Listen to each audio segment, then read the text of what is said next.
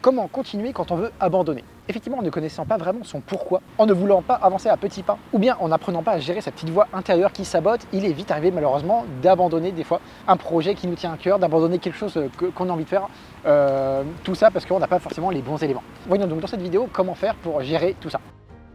Premier point de la vidéo, ça va être de se reconnecter à son pourquoi. Quand vous voulez abandonner, ce n'est pas forcément l'objectif qui a changé, mais le fait d'être moins connecté à ce dernier. Quand vous voulez abandonner, essayez de repenser à votre pourquoi, la chose qui vous a vraiment motivé quand vous avez commencé, ce que vous voulez créer, ce que vous voulez devenir ou la vie que vous voulez construire. Le pour, en général, tendance à raviver un peu la flamme quand tout semble s'éteindre.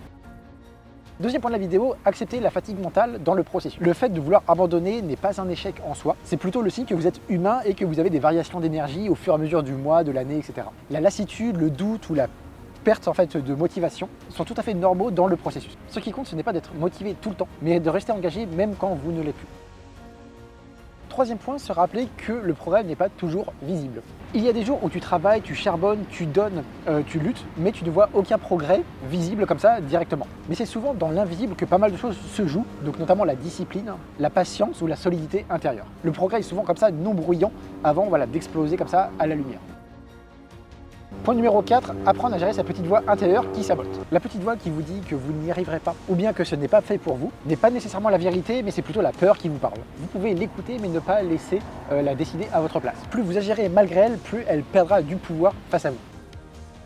Point numéro 5, visualisez la version du futur de vous qui n'a jamais abandonné. Essayez de vous visualiser, vous, dans quelques mois, dans quelques années, en train de réussir le projet en question, la chose vraiment qui vous tient à cœur, et essayez de vous y tenir. Cette version de vous existe déjà et chaque pas que vous faites peut vous rapprocher éventuellement de cette version que vous voulez. La visualisation n'est clairement pas un rêve, c'est un carburant pour aller plus loin, pour avancer mieux et atteindre vraiment ses objectifs.